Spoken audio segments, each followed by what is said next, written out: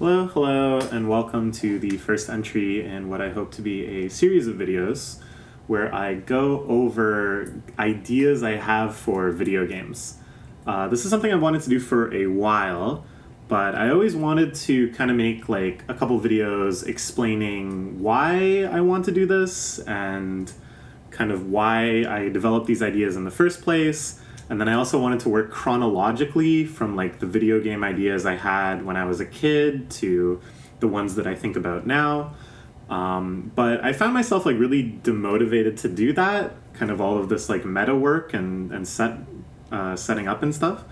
So I was like, what if I just skip to the videos I actually want to make most, which is talking about the game ideas that still enthrall me now. Which is what this is. So basically, to really quickly summarize one of the videos I plan to make kind of motivating these, I find it very soothing and compelling to think about hypothetical video games. What kind of mechanics they would have, what kind of stories, what kind of features. I find it something that I just kind of idly go to during downtime or to distract myself in situations where I'm like stressed, or if I'm like falling asleep sometimes, I'll just kind of idly think about this stuff.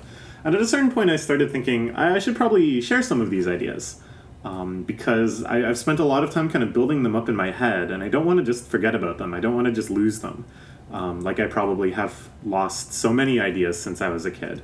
And I'm also really curious about how other people would respond to them, if other people have this sort of hobby of developing games in their head, ideating on them, or if other people have suggestions or expansions on the ideas I have. Let me be clear that no part of me actually aspires to make these games. They're often very, very ambitious, and I have really none of the skill set required to make them. But I do kind of like having them exist, at least in this slideshow plus video format. So let's dive into the first game I want to talk about, Endless Forest Tactics. So my motivation with this game is I really, really wanted to make a tactical RPG. A lot of the games I think about most are tactical RPGs. I played a lot of Final Fantasy Tactics Advance and Advance 2 as a kid. Some of my favorite games, they just completely enthralled my imagination. And low-key, on some level, ever since I've been thinking about what is my dream TRPG? How would it work? What would it have in it?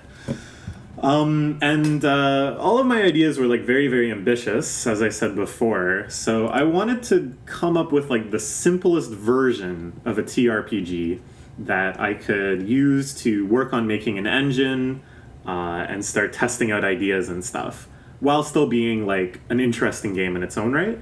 This was back when I still had vague aspirations that someday maybe I would actually make these games, which, is a very, very high hurdle. So this was motivated just by trying to come up with a very, very simple game to make.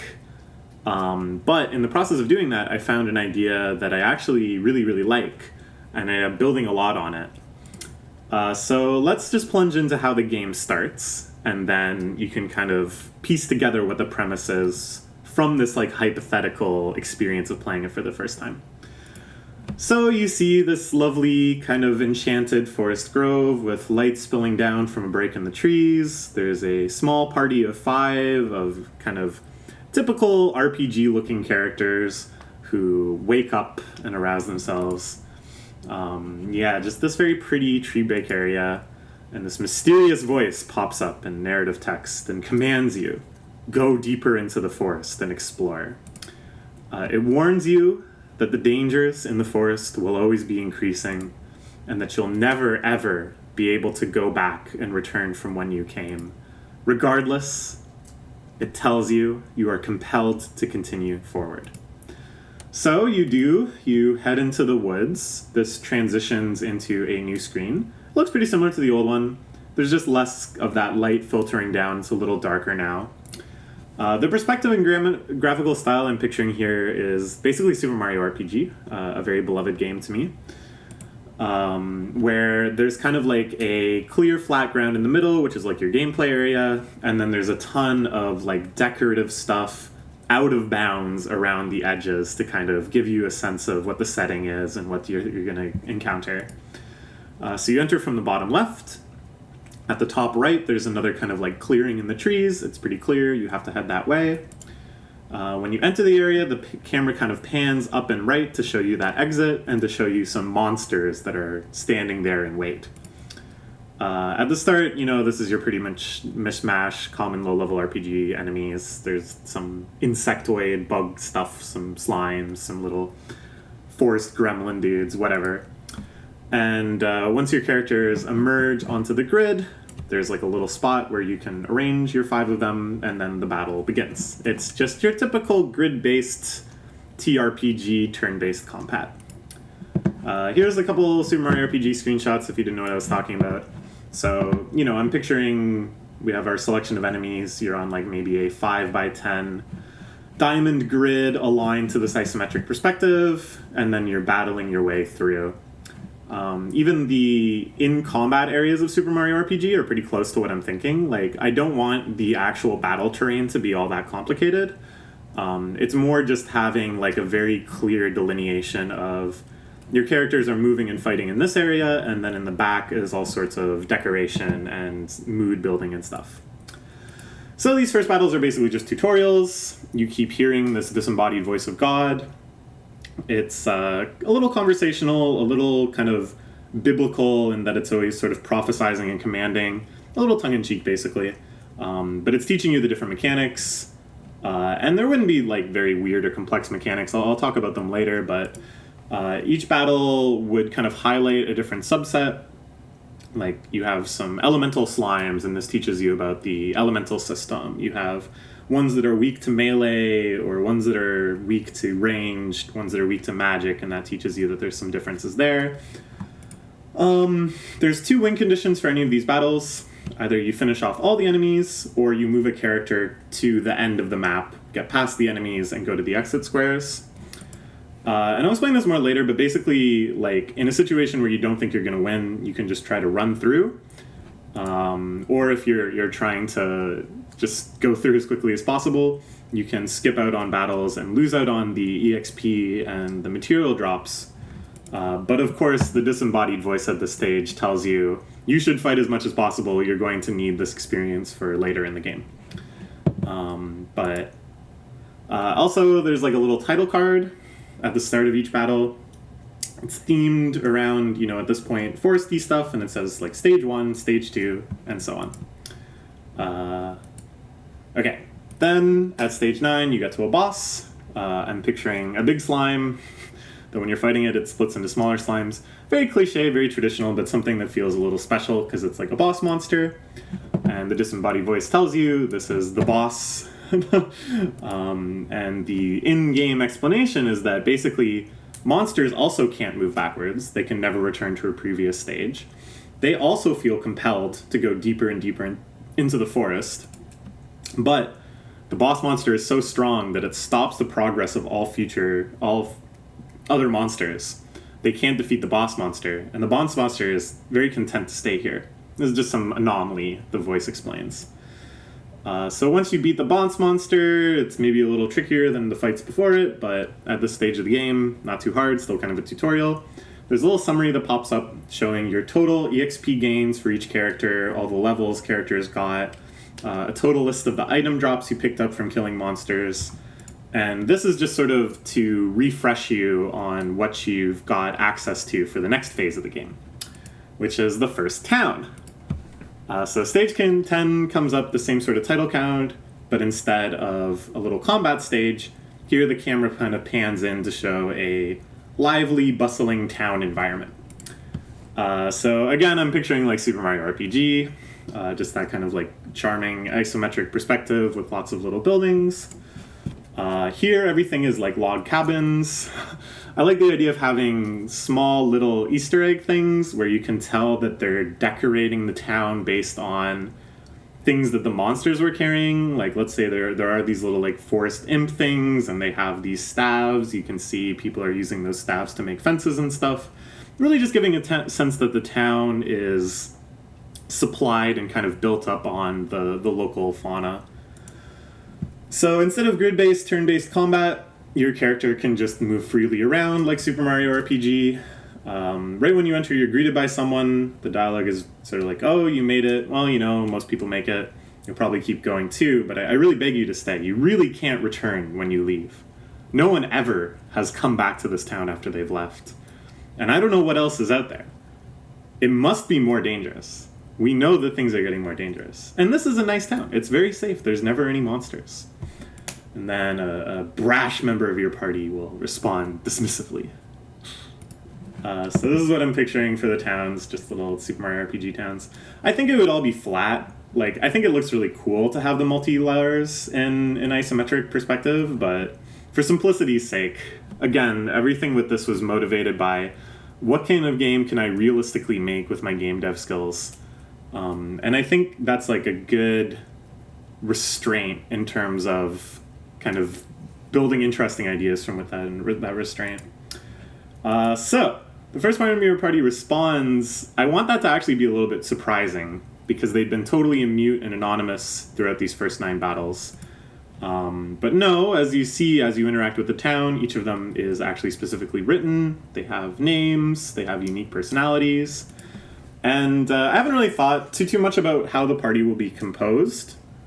Like, I haven't really thought too much on the details of the story of this game, more just kind of the function I want the story to have. But I could see this, I think it functions very well with, like, pretty generic archetypes. You have your very brash one, a more cowardly one, like a shrewd, opportunistic one, etc. And it's not like I want these characters to have backstories. They just didn't exist until the start of the game. But there's not really anything to remark on there. They don't really have complicated relationships with each other. They just sort of have like their own perspectives. They have their own motives, their own agency, and that this will kind of play out in the upcoming stories and such. And then I think this would be kind of a neat twist as this sort of element of the game is introduced, that when you check their stat screens now, that there's like a little blurb about their personality or whatever. So what can you do in these town environments? You can talk to NPCs. Here's just a rundown of the sort of stuff they'll talk to you about, just to kind of reinforce kind of the structure and themes of the game. How happy they are that they're in a safe spot. They don't want to fight anymore. How this town is self-sufficient because people are constantly coming in from those first 9 battle stages and bringing them materials. They're much happier doing whatever profession they have, refining those materials and stuff, than they are fighting monsters. How they're very skeptical that any other such place exists in the world, given that things just keep getting more dangerous. And certainly if there are other towns, this one must be the biggest one, because it's the first one. And how sad it is that so many people leave their wonderful little town and keep adventuring forward, and oh my gosh, they're almost certainly dead. One of the big mechanics of the game is that you can upgrade your stuff in towns. So you'll get all these monster drops across the 9 stages. You can either use these to upgrade your equipment to give yourself better stats, or you can turn them into like potion type items. You can refine them into different types of medicine and stuff to use in battle to restore HP, MP, whatever. You go around town and you talk to different stalls, and each one of them specializes in, oh, I'm a swordsmith. Oh, you have, 50 insect legs. That's great. I'll use that to make your sword into a spiked insect blade. There's no money in this game at all. No system of money. Instead, it's just 1-to-1. If you have the materials, you can get a certain upgrade or a certain item. There's also trainers. There's teachers that will teach your characters different skills. So when you gain EXP points, you'll level up, but then you also have a pool of EXP points that can be spent on new skills. And some are class specific, that only certain characters can learn them. Other ones can be learned by any character. So basically you're spending your time in your town, upgrading your party in specific ways based on what you think is most effective. You can heal and save. I think I really like this image that there's kind of this mysterious person sitting by a campfire. They beckon you over, they tell you, share your story. Once you tell your story here, it'll go up in smoke into the stars. It creates this record that you can see from anywhere. You can recall it. even in times of distress and battle. And this, of course, is just the in-universe explanation for when you come here, you save, and then if you totally wipe in one of the battles, you'll restart at the last town. Okay, so one of the things I really want to introduce is the idea that there's limitations in what you can do. You can't do everything.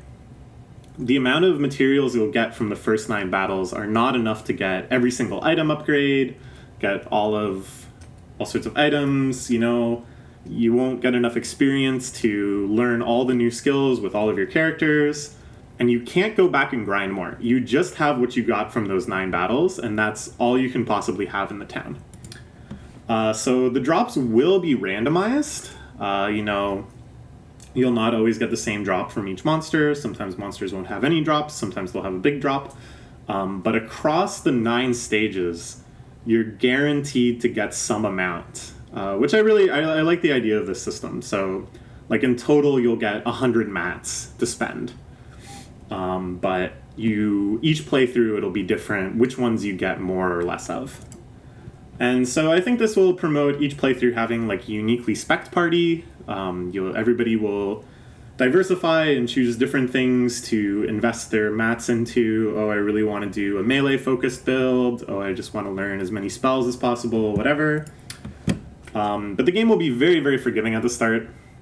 I don't want this to be like a super punishing game, especially in the first few sets of stages. So no matter what choices you make, your party will be plenty strong to just kind of make it through.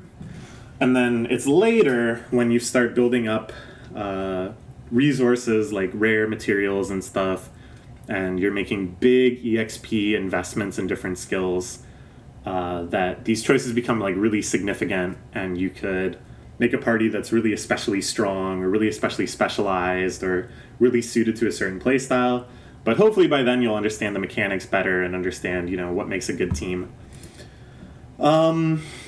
So there is, a story in this game, as I alluded to, that your party gets involved with.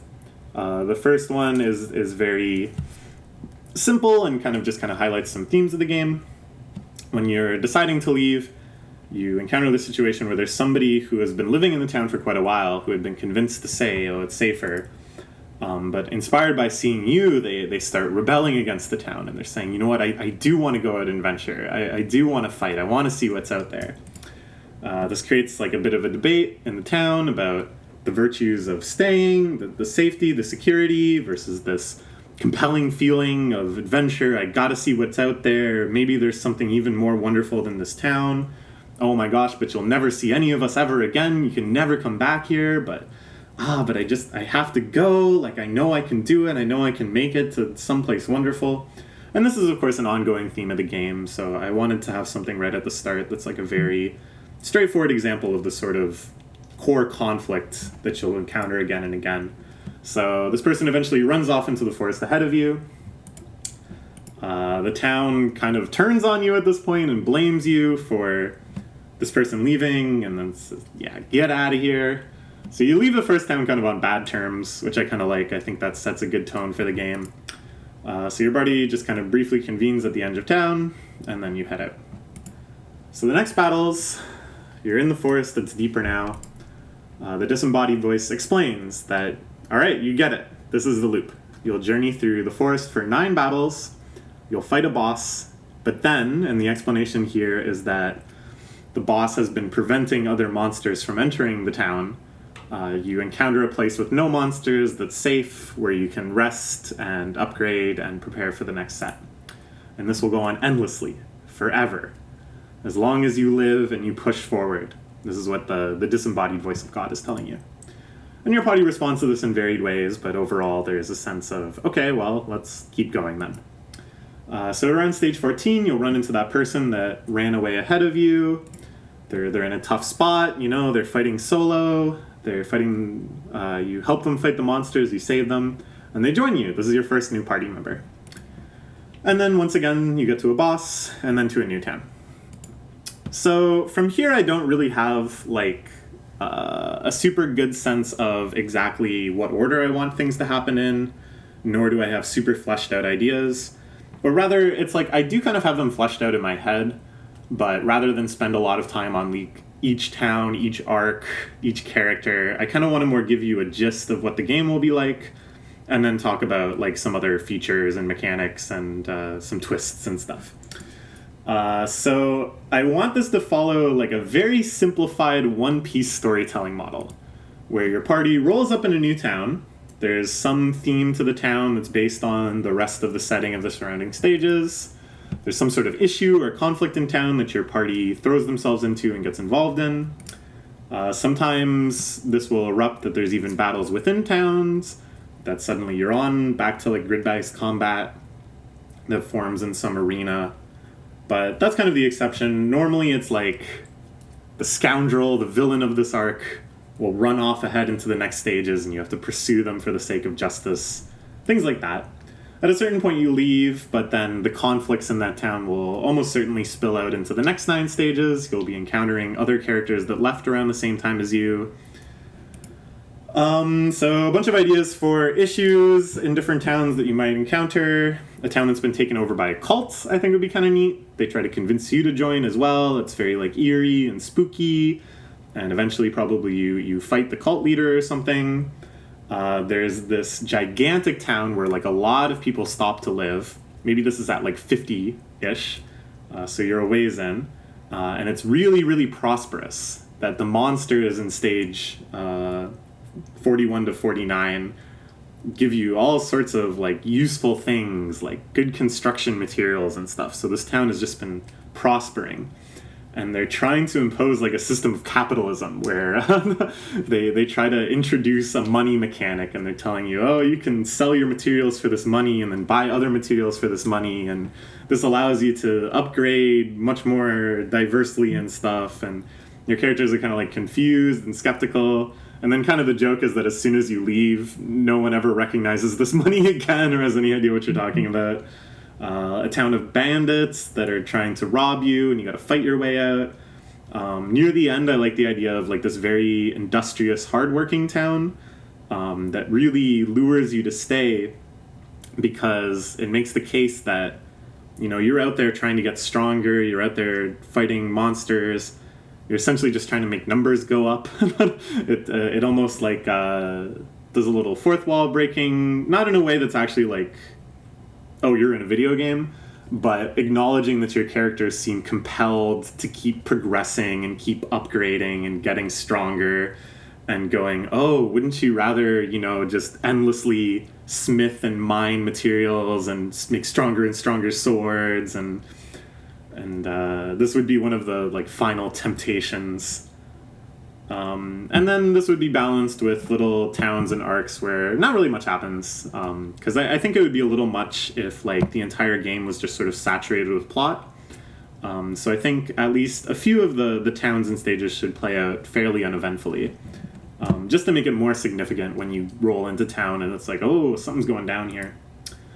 Character ideas. This game would be kind of weird for characterization, because most of the characters that you meet in towns you'll never see again. They just stay there and you can never go back to see them.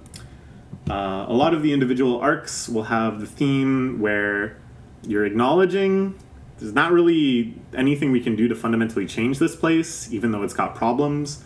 We just kind of have to move on and move on in the security that it can't impact us any further. We'll never see this place again. And you just kind of eventually give up and leave without solving the problem. I just really like that attitude. I like that it's a little sad and a little defeatist, but that it kind of speaks to this more eternal hope of like, in the end, we just have to keep moving. One character that I think is really significant that I want to be a big part of the game is this like rival. Fairly early on, like maybe in the second town, you meet this other adventurer who's also compelled to just keep going forward. They are trying to race you to the next town. Sometimes they'll be stopped and waiting, and it's like a mini boss encounter. You have to fight them to continue. Sometimes they'll interfere with your interference in the arcs in town with their own perspective. I think usually they're going to have the perspective of, who cares? We got to keep going. Why are you wasting time here? You're supposed to be my rival. Eventually, though, they become like your closest confidant, that sense of we've been together so much. But they'll never join your party. They have too much pride for that. They'll also talk about hearing the same disembodied voice as you, telling them to go onward, and this will provide kind of like a bit of a meta commentary on that the God voice, which sort of blurs the line between meta tutorial, like out of game element, and in game part of the canon and story and stuff. This is a character I like the idea of. This guy Benry Man. I really like the name Benry Man. Benry is Japanese for convenient. So it's like half mechanic, half character. It's this like herbalist guy that's always mixing very helpful potions to bring characters back to life or restore their HP or whatever. They give you a whistle, and they say, if you're ever in trouble, blow this whistle, and I'll run to meet you. So if you call them while you're in a stage, they'll run forward, and a couple turns later, they'll appear during the battle. They'll give you some supplies, and then they'll run off and wait in the next town. So this is basically like an emergency get-out-of-jail-free card that you unlock, that it gives you once per set of stages. It can help you out of a jam, which I think is just sort of like an interesting dynamic. When am I going to use this? Is it better to just restart? I'm sure I can make it if I just am able to revive this character, etc. Other stuff that'll happen, you'll keep recruiting characters. Usually this will be from some sort of story arc. Let's say in the cult town, you meet somebody else that's like not quite converted yet, or maybe they're preventing to be converted, and it ends with you smuggling them out of the cult town, blah, blah, blah. I'm thinking about 10 at the end. I think that's the most that can be really manageable while still having fairly quick battles. Maybe you'll lose some party members too. I like the idea that your team isn't like insanely steadfast and devoted to moving forward, that there will be times where one or two characters are like, actually this town seems great, I'm just gonna live here, and they leave your party. You'll hear this disembodied voice of God occasionally, kind of reflecting on what you've seen in recent towns, but ultimately encouraging you gotta keep going, you gotta keep going. I like the idea of like these oases. I really just like this term oasis. That sometimes in the middle of the battle stages, you'll suddenly encounter a stage that has town mechanics where you can move freely and just chat with people. But this would just be a very small camp, and there wouldn't be very much story significance, but it's just like a world building thing where I would think certain very strong people would do that. They would just set up this little spot of their own in the dangerous territory and like fight off monsters. Eventually you move out of the forest, maybe around like stage 25. You start getting into other areas, deserts, mountains, caves, long flowery plains, beaches, volcanoes, and finally very fantastical places like cloudscapes and the depths of space, walking on like little cosmic star paths. There'll always be like some transitionary stages in between, but it'll change quite dramatically. And this is commented on by your rival character, where he's like, I thought that disembodied God voice was saying forest. Kept saying going deeper in the forest. This isn't a forest. Where are we?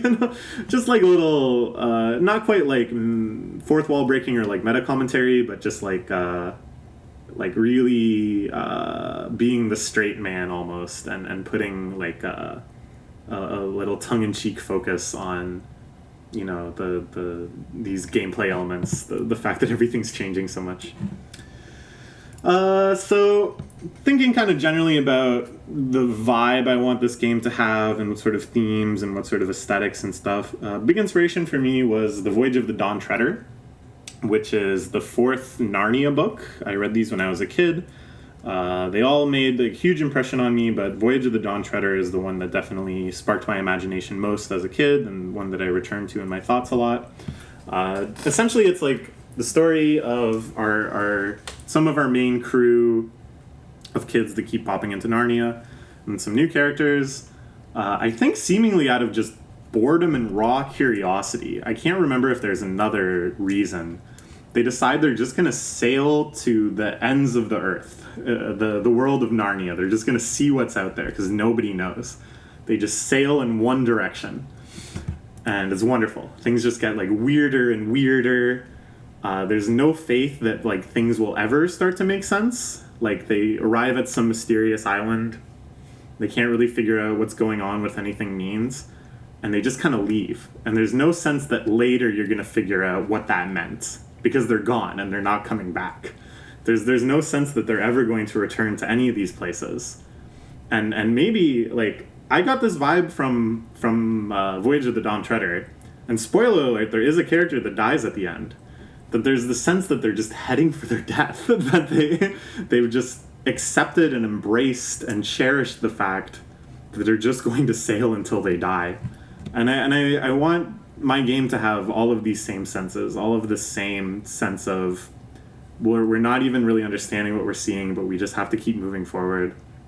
And maybe we're just heading towards our own death, but that's okay. We're just keeping moving forward.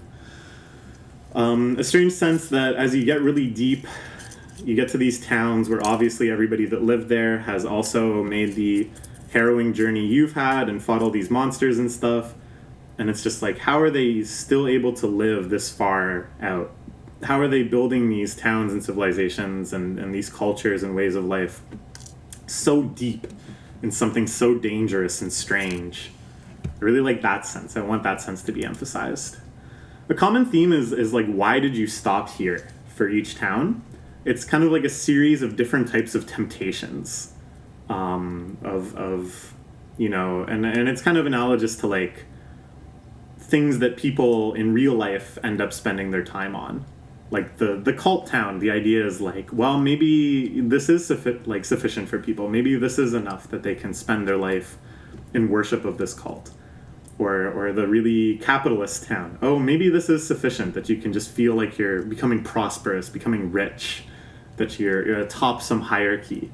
Or this very prosperous, or not prosperous, but very productive, grinding town. Maybe that's enough. You just want to grind. You just want to constantly refine things and build stronger things. And each time there's kind of, you can like understand the temptation and you talk to the townsfolk and you understand why they've stayed there. But then there's a sense that this isn't enough, that your party still wants to go forward. And I want to really highlight the tension between, often there's like a very immediate motivator to leave town and to progress further. The most common one is there was someone bad in town. We've chased them out of town, but we want to bring them to justice. We're going to track them down and make them pay for what they did. But it's like, your party acknowledged, does this even make any sense? It's not like they can come back to this town and wreak any more havoc, you know? Like, we're never really going to see them again, probably, unless we're intentionally trying to hunt them down. And what is the point, anyways, of just making them face justice or whatever? And then deep down, are we just progressing because we feel compelled to progress? Is there even a particular reason besides I just want to keep going for the sake of going? Let's talk a little bit about mechanics. We'll take a break from this thematic stuff and story stuff. So the way I want these games to play out, this is pretty much the only tactical system I really enjoy and I think is ideal. There's other ones that I enjoy, but this one is my favorite, where the enemies and player characters all take turns individually based on like a speed stat. I just think that's kind of more interesting than the systems where all the player characters go and then all the enemy characters go. Characters generally get to like move and attack. Sometimes there's like some super special spell or ability or whatever. You can't move before you use it, but those are the exception. Magic-based characters will have full MP after healing, but they have to strategically allocate that MP across all 9 battles, which I think is kind of an interesting dynamic, you know. You can easily take care of the easier battles with your strongest spells, but maybe you want to save those for the boss. But generally speaking, I don't want the mechanics to be like that skill testing or that restrictive or like punishing. I never want people to think, geez, like I wasted a spell in an early stage, now I'm fucked, or I miscalculated how much this guy would hit me for, now I'm totally fucked. The focus is more on just kind of like smooth progression, where didn't I?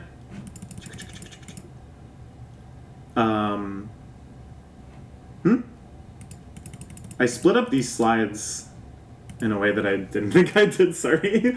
Yeah, characters are class defined. That determines what set of equipment they use and what special skills they're able to learn. This will all be pretty basic stuff. I like from RuneScape the combat triangle of like range, melee, and magic. Both that they're generally effective. If there's a magic specialist that's generally weak to ranged and strong against melee and what have you.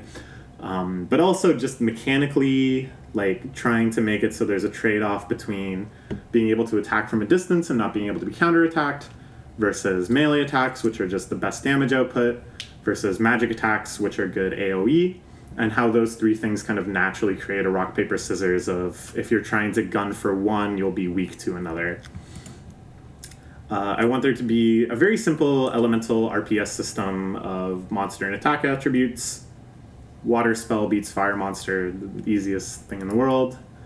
Also some healer, buff, debuff, support type characters, but mostly it's just so you're going to have different types of attackers, and you have to decide which ones are most effective in different situations. Nothing too complicated, no weird combo synergies and stuff. Like, I don't want that level of complexity. Not super complicated. The goal is to make this one a fairly decision-light TRPG, in contrast with other TRPGs I'm interested in making. Open information, you can check the stats of all monsters. I don't want there to be like a knowledge memo component where you have to remember what everything is weak to or use some sort of scanning attack. Instead, you can just kind of quickly check, oh, this is weak to this is weak to this. Okay, I've got a plan. So basically, I kind of want battles to play out. You evaluate the monsters, you figure out, oh, it's important to take this one out and this one out first, and then you just kind of execute a fairly simple game plan quite quickly. Because the goal is to have most of the fights take like less than 3 minutes, and boss stages maybe 10 minutes. So that a block of stages, during which you can't really stop and save or anything, only takes like 30 to 40 minutes. Just because I think that's like a good gameplay chunk. I want this game to be fairly accessible, and I don't want people to think, oh, every time I play this, I'm committed for like hours. I want it to be like, yeah, I can do a quick session of one block of stages and then move on. And there'll probably be like a quick save system, but you know, the idea is that people feel satisfied playing a block of 10 stages, starting the next arc in the town, saving, quitting, and then the next section, like seeing that through, and then seeing the next block of stages. So all menuing and animations and stuff, I want that to be very fast, not very flashy, just optimized, that you can execute your decisions quite quickly, and that you're not sort of humming and hawing at each stage. So the focus I want to be more on team building, figuring out how you want to invest your materials and upgrades based on what you're finding effective and what you're curious about the efficiency of. Basically, every specialization should do okay. Like, you should be able to beat the game if you do like full-on magic specialization or just dump everything you can into one character. I want like as many strats as possible to be feasible, but I do want there to be some focus on like, oh, I need to like shore up my weaknesses a bit, or I need to make sure I can cover this type of monster that's only weak to a few things or whatever. Or, oh, I'm really neglecting this character, I should make sure this character gets an upgrade. I want that sort of consideration to be rewarded. But the idea is like the floor for a team is still pretty high. You can't like screw yourself out of a good team. But the ceiling is also quite high, that if you want to test yourself on, you know, how quickly and cleanly can I beat these monsters, you can really strategize and make something that's like a really complete package. I like the idea that your characters don't actually change out their equipment. They just have one set of equipment per character, and then you can upgrade these in a variety of ways based on the mats in each town. So, for example, you're fighting through volcano-type stages. The monsters are dropping like magma cores, flame gems, the dark matter charcoal, that's a rare one. Then you get to the town, it's like a magma blacksmith town, you know. And there's a swordsmith that's like, yeah, you've got enough like magma cores to make this magma sword. It's pretty sweet. It's got this like special AoE attack, and I don't know, it's like really strong, but it lowers your defense and it gives you fire typing in all your attacks. Or you could get the charcoal sword, and that's just like raw damage output, but it doesn't have anything like special, and you're like, Or I could take these mats and make like a magma staff. Or maybe I want like the magma sword and the flame crystal staff, because the magma staff, like just trying to figure out these like mutually exclusive things. I think for quality of life, there would be like something like a billboard in the town that shows you what everything is offering, so it's not like you have to go around and keep in your head all your different options. But I do like the idea of you have to seek out, where is the blacksmith in this town? What's going on there when it's time to make your choice? So, each have their pros and cons in terms of stats, changing your elemental damage, your elemental weaknesses. Generally, I'm thinking in each town you can upgrade like 2/3 of your equipment across all your characters. And each character can learn 1 or 2 skills. And the skills could be like spells or combat techniques that hit different squares, hit on a line, hit a knight's move away, whatever. Just ways to like diversify combat and ways to kind of specialize more and more, so that essentially you want to have it so that you're like, yeah, I'm like really well equipped for like a mid-range battle, or I'm really well equipped against flame-based monsters, sort of in anticipation of what sort of monsters you're thinking you'll see. There'll be a big emphasis on stats and collection logs and stuff like that, all of which will be available in menus at any time. There'll be a log of monsters you've killed, how many have you killed, what kind of drops have you gotten, log of all the skills you've learned on each character. There'll be little flavorful details on each, and usage stats and all of that good stuff. Since it's impossible to get every item with these limited mats per town, everyone will end up with unique logs of what they were able to collect on each playthrough. And these will be displayed in like cool ways, I think, like a tree diagram showing the different upgrade paths that you can take in each town. And this will also highlight upgrade paths you haven't explored, that you'll realize, if I had upgraded this to this in this town, then that would enable me to upgrade it to this in the next town. And on the next playthrough, I gotta try that. So the log, I think this would be a cool idea too. You can switch between having it just show your current playthrough, or you can see cumulative across all of your playthroughs, your total stats, and everything you've collected at least once across all games. Okay, let's talk about the end game. That's basically the summary of how it would work mechanically. But there's more. So in the 80s, stage 80 and onward, you're in this outer space, really galactic, really celestial, out there sort of setting. Your rival character, who is now your pretty close comrade, is just sort of keeping pace with you, talking to you at the start of battles. I want this to have kind of like a sentimental feeling. He's saying, how could this really be endless?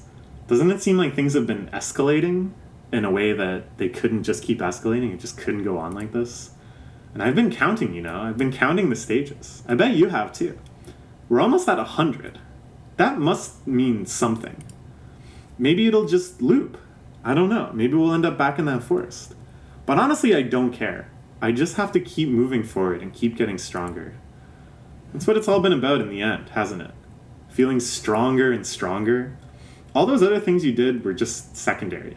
And this is maybe a little fourth wall breaking, where again, it's not explicitly saying I'm in a video game, but it seems to be talking to the player, who probably, if they're anything like a typical TRPG player, is very focused on number go up and loves the aspect of the game where it's like, yes, my party is getting so strong. They're learning so many skills. My equipment is so crazy powerful now.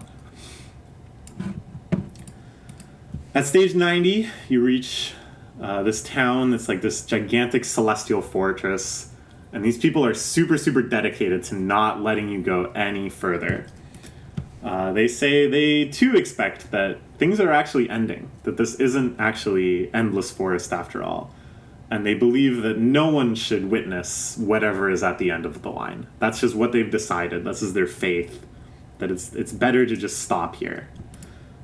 So you end up fighting them. This is a huge monumental battle, unprecedentedly. You team up with your rival character for the first time. They're very, very strong, you know, since they were like a solo mid-boss against your whole party. So it's like kind of a power fantasy, you know, this big epic full escalation battle. Finally, you break through. You defeat like their main forces. They give up. They let you pass. The rival already runs ahead. And suddenly you're back in the forest area. There's no transition. There's nothing. Just inexplicably, you step out of this gigantic galactic fortress and you're back in like a forest grove. The first monsters will return. They're the exact same stat-wise as they were in the first stages. You're super, super over-leveled. You're just crushing them. And the disembodied voice returns. I think for effect I'll have it that it hasn't talked to you in many, many stages. And it's like, congrats, yeah, this is the end. Yeah, you did it. You looped. It's just going to keep looping. You can stop fighting now. You can rest. At stage 98, you'll encounter another kind of oasis area. It's really beautiful. There's lots of places that'll give you really cool upgrades that you've never seen before. There's like stuff to do, like lots of characters to talk to, and I don't know, just areas to explore and stuff. There's these strange ghostly entities that chat with you, and they're all like, congrats, like you made it, this is the end, you can relax. But of course you keep going, and at stage 99 you actually confront the godlike entity that's been speaking to you the entire game. I don't know what it looks like yet, I don't know, maybe like Arceus from Pokemon. And it explains that although, yes, this whole time it has been encouraging you to come this far, now it's kind of changed its mind. It's now afraid of what lies beyond. It actually has no knowledge of what's past this part. And it explains that your rival character ran straight past it. And suddenly its fear of, well, what is out there, what is this unknown, took over. And that's why it's changed its mind and it's trying to stop you now. So now it's going to full on stop you. And this is the final battle, the final boss. It's going to be tough. I want this to be like a really monumental challenge. But, of course, you just respawn at the Oasis one stage before, and you can re-roll your upgrades and kind of rethink your strategy. So it's okay to lose a lot. And eventually you win. God tells you, oh, you know, maybe I really did want someone that was strong enough to move forward. Someone I can have confidence in being strong enough to see what else is out there. And it does believe, it says, I do have faith that things truly are endless, but it doesn't understand how that could be. But no matter what, you should be very happy with what you accomplished. And this is where the credits roll. And this really is the ending to the real game. And I expect this to be like 8 to 10 hours, based on kind of how long I hope each stage takes to complete. Plus a little time for all the dialogue in the town and stuff. A few failures, a few redos. I don't want this to be like super, super long. Like 8 to 10 hours, I think, is a reasonable estimate for like a nice, satisfying TRPG experience where you're like, you know what, yeah, I like those characters, the arc plot lines and stuff, that was cool. I want people to feel satisfied at this point. So the Godkit entity fades away, your party chats, and you're given the choice to decide, you know what, let's keep going. So in terms of replayability, I think what I'm hoping is that most people would want to just replay this chunk. And I'm giving something away by saying chunk, but that people would want to be curious about other party paths they could have taken. Or I just thought of this now, but it would be cool if at certain points you had to choose between different party members to join you based on like how the arc plays out or whatever. So like, ooh, what if I had so-and-so in my party? How would things be different? And it's not like I want things to be like radically different, but like I think, you know, the theme of the game is that the only really true inevitable thing is moving forward and everything else is sort of a moot point in the end. But a sense of like, oh, I want to play around with different mechanics. Oh, you know, I really wish I had invested more in this character, and that they would want to replay this chunk of the game a few times. And so yeah, they'd usually get to this point in the replay, because past here is the post-game. So, you arrive at stage 100, just seemingly the exact same as the first time. Exact same design, exact same layout. But stuff is sort of off. People are still talking to you, probably the same guy comes and welcomes you, but their dialogue doesn't really make much sense. The upgrades and stuff are all scaled up for endgame levels and materials that you've been collecting in, like, the 90s and stuff. They also ask for items that you haven't encountered before for upgrades. The names of all the new items and upgrades don't really make sense. Instead of, your fantasy Starbane sword or whatever, it's just sort of like nonsense syllables jammed together. It's still pronounceable. It still kind of sounds like some weird esoteric word, but it's not, recognizable. There's no incident that happens where someone rebels against the town and says, I want adventure, and runs off ahead. And your party reflects on, like, well, it's kind of weird that didn't happen, given how similar everything else is. But it's even weirder that we, like, expected it to happen. And then the next stages are pretty similar to, like, the first 20 stages where you're going through the forest. But the enemies are all scaled up to your levels, even though there's still slimes and insects and stuff. They have new names, and their palettes are swapped. But to, like, other coherent things. Instead of, like, a red slime, now it's, like, a gold slime or whatever. So, this is where things get procedurally generated. And the first 100 stages are, like, pretty mildly procedurally generated. All the names and stats of stuff for new monsters and skills and everything are just baked from, like, a set list of ingredients, like combinations of these words, combinations of these syllables, combinations of these attributes. So it's all still very, very sensible. The NPC dialogue is just a collection of other NPC dialogue, like, rearranged. So it, like, doesn't make sense, but it's still coherent. There will be still arcs in towns that will play out quite similarly, where you just kind of walk in and you see some scene unfolding. The NPCs will still kind of, like, move around and confront each other, but the dialogue doesn't make any sense. Because, again, it's all procedurally selected from other dialogue. You run into your rival occasionally throughout. They comment on this. Stuff doesn't make sense anymore. I can't have a conversation with anybody. And, like, we've been here before, right? Like, is it looping? I don't understand. But in the end, they're like, well, you know what? I don't care. I'm just going to keep going. Eventually, without your party really even understanding what's happening, one of the new NPCs from one of these nonsense arcs joins your party. Your party kind of reflects that this is a little unnerving. Like, this guy doesn't make any sense. Whenever they talk, it's like they don't understand what's happening. We can't really communicate with them. But, it kind of just happens. You're watching this cutscene. These characters are saying nonsense to each other. One of the characters, like, runs over to your party. They're saying something really fervently, and your party's like, what? Like, these phrases don't make any sense in this context. And suddenly it pops up. Oh, weird name joined your party. It's just kind of like, oh, what's going on?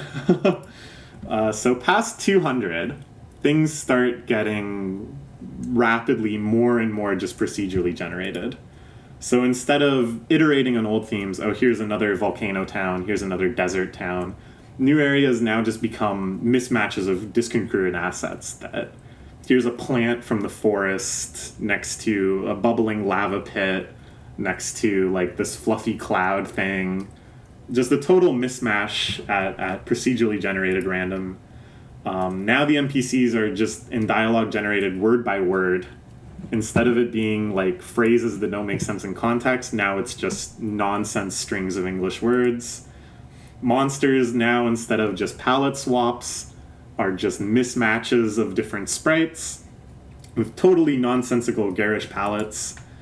The images for new stages, like the pop-up that says stage 162 or whatever, or I guess at this point it's like stage 230 whatever, they have very strange aesthetics, like just wrong objects in wrong places, and then eventually they just get into, like, garbled, noisy, like, corrupted JPEGs where it's just like a blur of random pixels. The names for items and such go from like kind of collections of syllables that are pronounceable to just nonsense strings of characters with even like numbers and other special characters thrown in there. Eventually, things that haven't expanded as categories even once, like types of skills, skills will probably fall under different types of like attack skill, buff, debuff, or whatever. Now it'll be like this new skill you learned, which is called like has the skill type of like, and it just does like weird things, like it randomly reassigns elemental weaknesses and then does like 367 damage to like the target that has the alphabetically last name, and it's all just randomly generated, procedurally generated nonsense. Whoops, there's one more. Oh yeah, or like elements. You'll encounter enemies that are weak to like and then you get a spell that's like the spell type 569 and it's just this sense of like everything is degrading. Your rival character will comment on this. They start feeling paranoid of like, am I just repeating things I already said, or didn't I say something like that before? They'll start to second guess, am I looping? Am I understanding what's happening anymore? Eventually, without comment, they just start saying nonsense too. More and more nonsensical each time. Your party becomes more and more silent, or they just kind of say vague catchphrases at certain points. They stop really commenting on anything coherently. And there isn't really an ending at this point. You just keep going, and you can go as long as you want, because it is procedurally generated. So there's conceivably, as before, until you start getting into like the limits of integer memory allocation and stuff, where the computer literally can't keep counting these stages, it'll just keep going. The monsters, of course, get harder and harder, so you do kind of have to think strategically. I think the difficulty should kind of ramp up at this point, since this is like bonus content, and I want a sense of like, are you sure you should be here? But at the same time, you'll end up with some probably very imba setup that randomly at some point you'll proc some spell that's just like hit all monsters for 9,000. It costs 1 MP. Because the guardrails are going to get looser and looser for what can be generated. I like this idea that eventually like a lot of little things like the walk animation when you move your characters in battle, or different attack animations, or transitions between the start of battle and the end of battle and stuff start like subtly speeding up, or they just get skipped. So before you kind of realize it, you can start grinding out stages faster and faster, and it just kind of sucks you further and further into this like meaningless loop. Somewhere like really crazy deep, like stage 2365 or something, you encounter another oasis. And here's a new character. And it's this person who got this far and has been there for who knows how long and then stopped. And they talk about how eventually they believed maybe they'd reached some new shore of stability and intent, where it feels like things were sensible and deliberately made again. Or at least, if everything keeps changing like this, eventually they'd reach some place that's aligned with what they wanted. That even coincidentally, things would feel sensible and comforting again. But that eventually they lost faith in that, and now they'll just remain here forever. They don't want you to stop you, there's no final boss or anything, but they're just like, don't keep going. You shouldn't keep going. If you keep going, you're going to lose your mind. And this is the last coherent, specifically generated content you'll encounter, which is already after thousands of stages of just nonsense. But this is like to really signify like, this is it.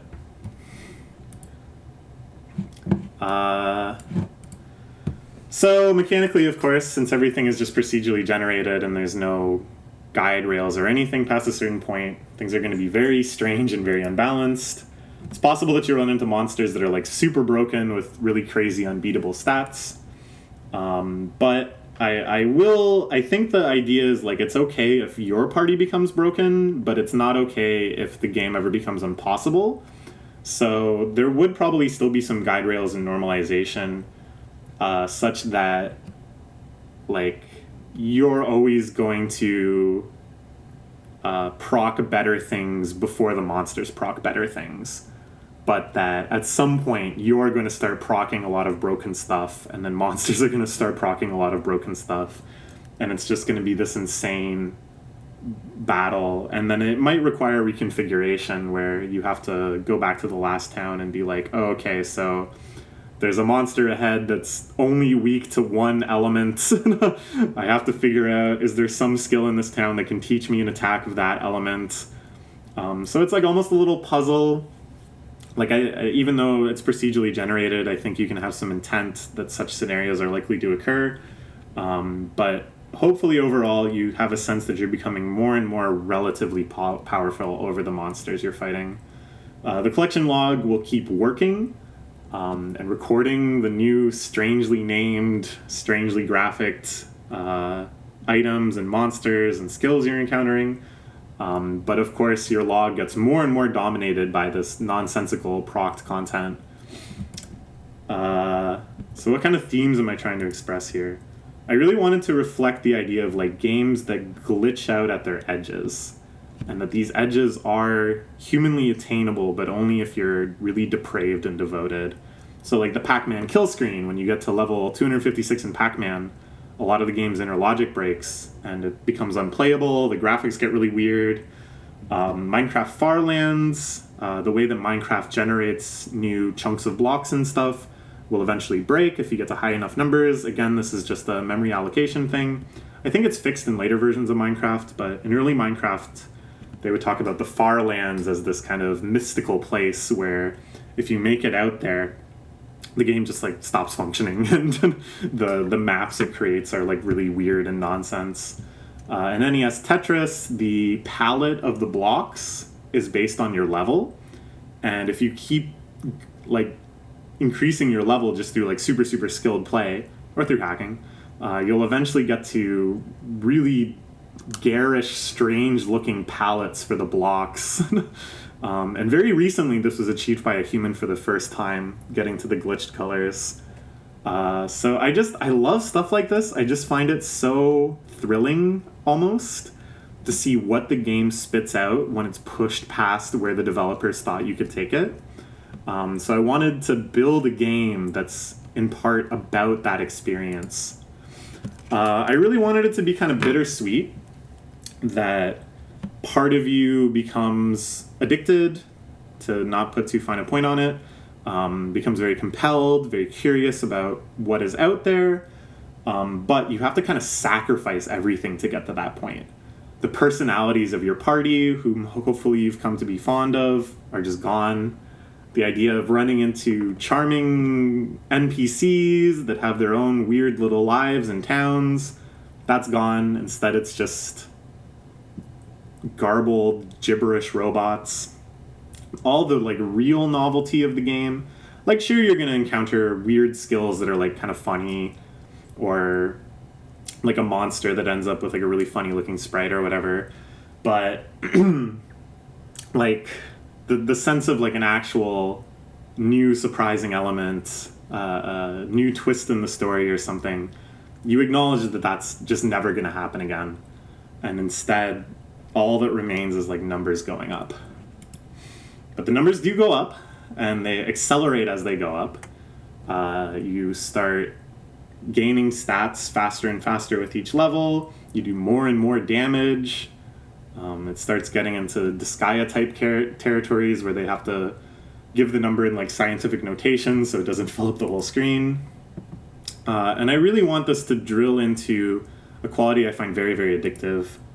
I want this to have the most raw, simple appeal of item world in Disgaea. So if you haven't played Disgaea, one of the really, really crazy features is that you can take literally every item in the game, from the most lowly healing item to a rare accessory to like the end game most powerful sword, and you can go into the item and play through hundreds of procedurally generated stages with the goal of upgrading the stats of the item and tracking down rare enemies within the item which give it certain stat bonuses or unique qualities and stuff, and then tying them to the item. So it's like a way of customizing and upgrading your items that's very, very, very addictive.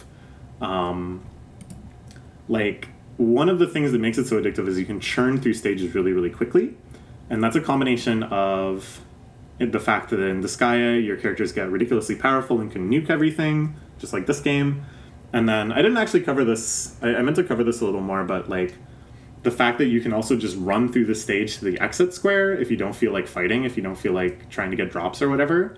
Also true of Item World, and I think a key part of this game is that you can clear a stage in like 20 seconds if you want.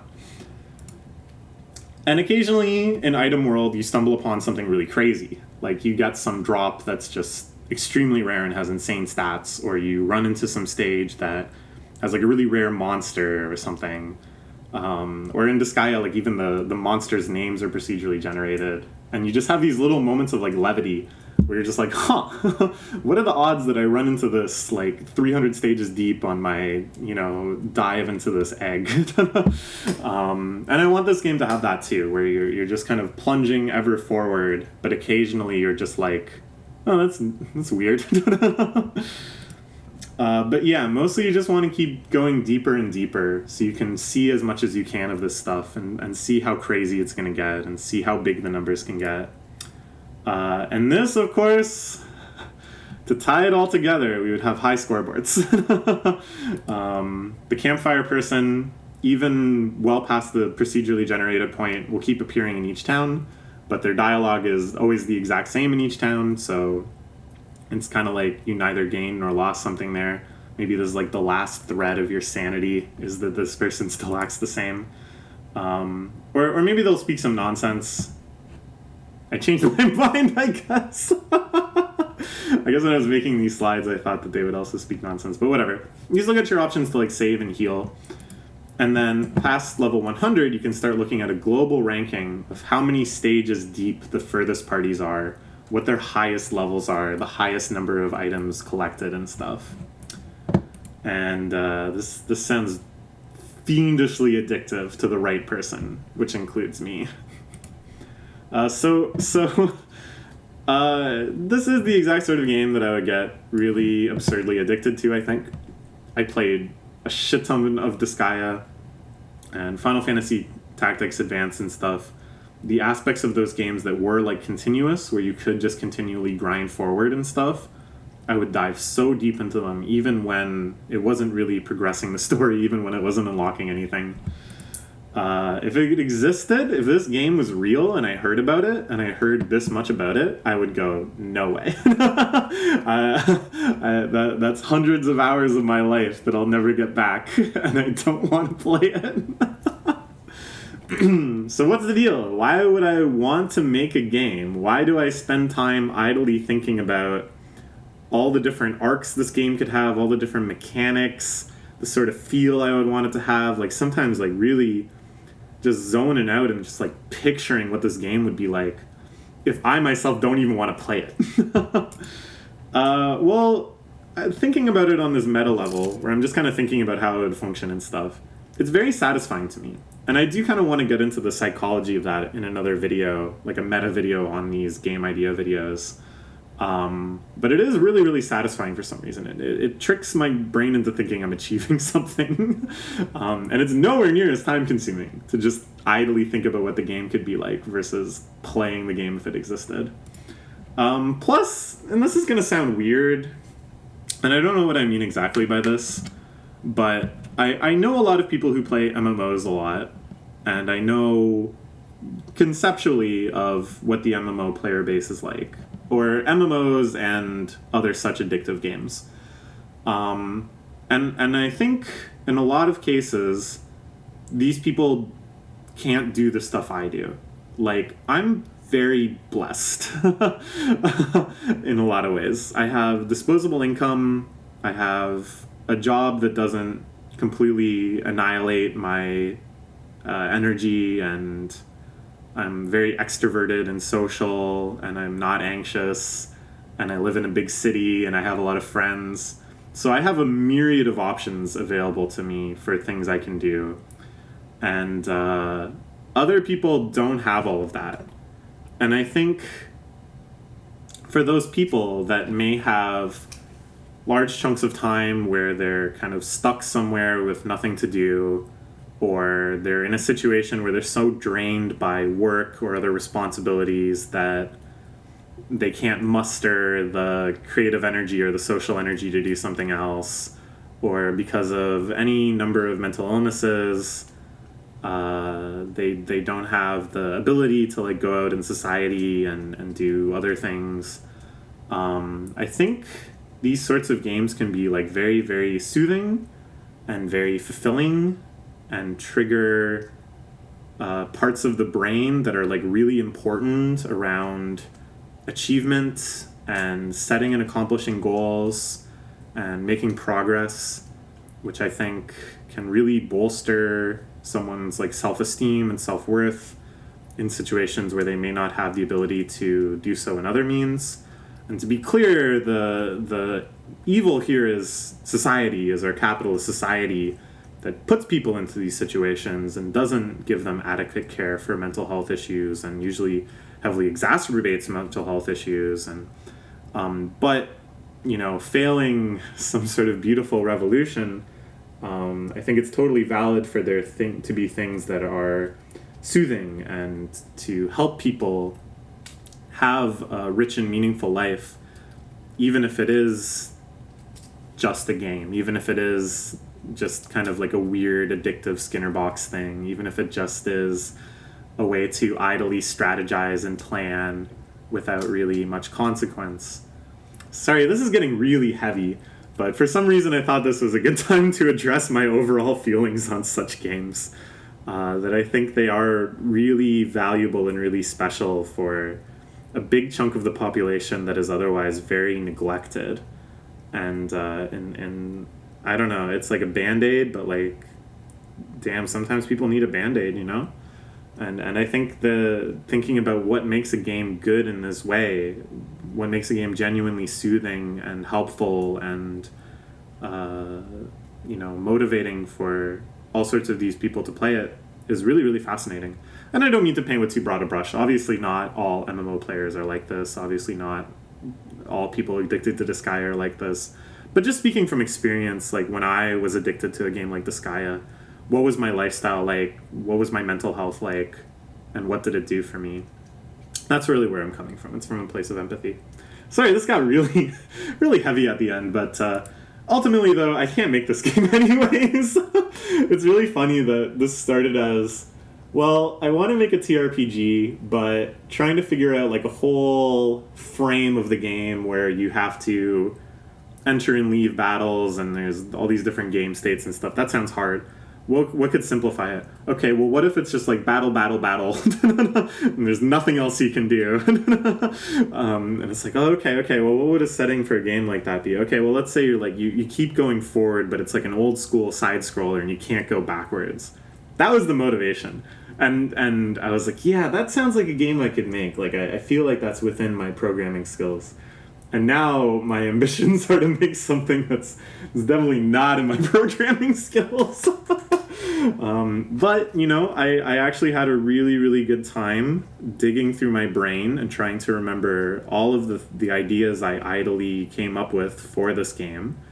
And making these slides is really fun. I worked on them off and on over a few days lately. And recording this video was really, really fun too. I found myself getting really excited for these ideas and thinking like, yeah, this would make a really great game. And of course I'm going to think that, but I'm really curious about what other people think too. Yeah, I don't know. I want to keep doing this. I have a lot more. There's quite a few where I'm already working on the slides, and even more where they've just been bubbling in my brain. So if you enjoyed this, please let me know. But either way, I'm going to make more. Okay, that's all. Bye-bye.